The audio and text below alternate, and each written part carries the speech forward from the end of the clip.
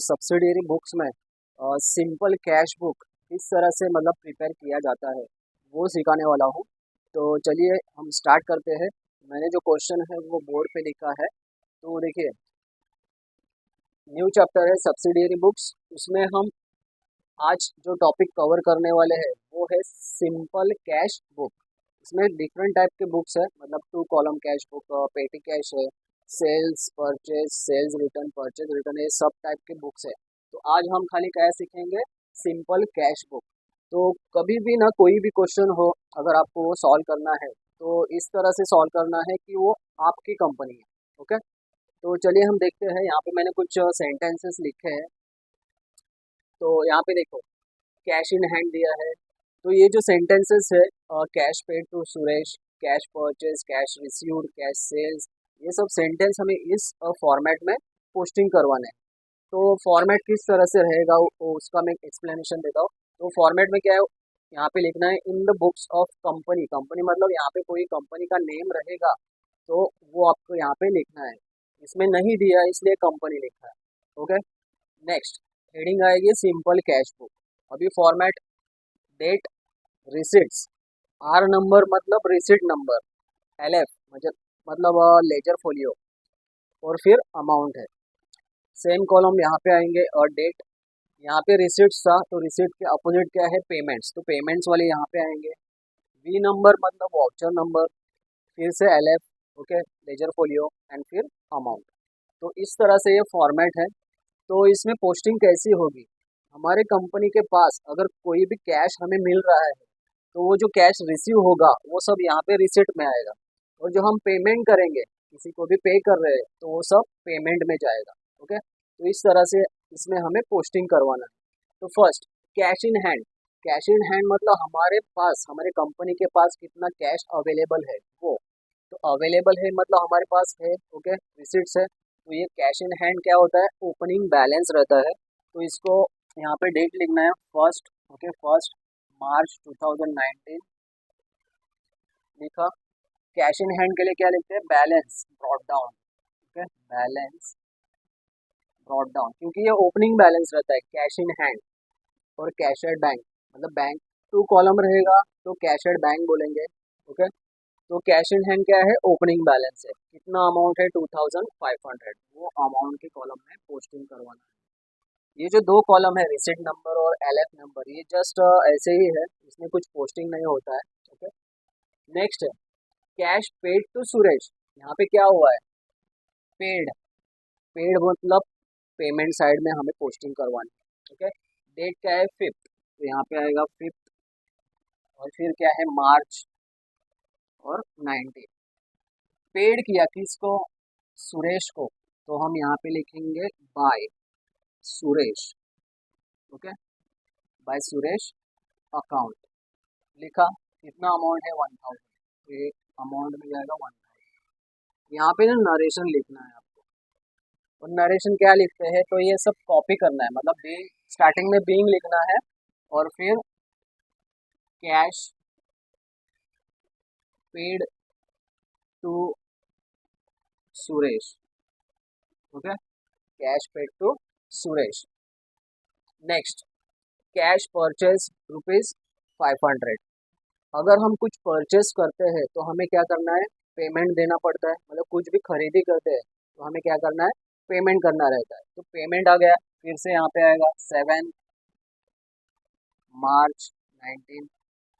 क्या किया है, परचेज, तो हम यहाँ पे लिखेंगे बाय परचेज अकाउंट, कितना अमाउंट है 500।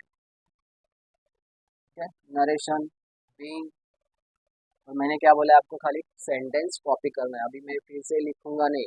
ओके, आपको क्या लिखना है, cash purchase, being cash purchase.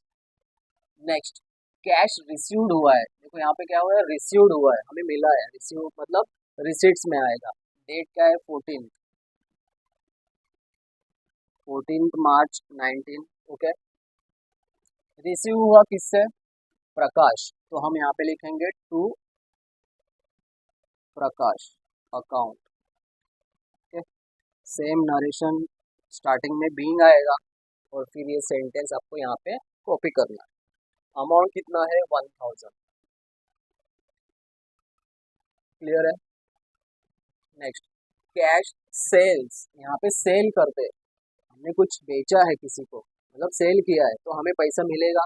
Okay, आया तो रिसीट में आएगा ये टू सेल्स, कितना अमाउंट है 800। सेम नरेशन स्टार्टिंग में बीइंग, और आपको क्या करना है, कॉपी करना है। डेट का है 16 मार्च 19। ओके, 16 मार्च 19। उसके बाद पेड कैरेज, क्या हुआ है, पेमेंट हुआ है। क्या, कैरेज मतलब एक्सपेंसेस, पेमेंट हुआ है मतलब पेमेंट में जाएगा। डेट का है 20, क्या पेमेंट हुआ है, बाय कैरेज, कितना अमाउंट है 100। ओके, बाय कैरेज और 100। सेम नरेशन आएगा बीइंग, क्या करना है, कॉपी करना है। क्या कॉपी होगा, being paid carriage. Next, again paid हुआ है क्या, सैलरी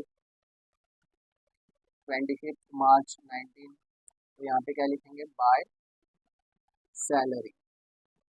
ओके, सैलरी अकाउंट।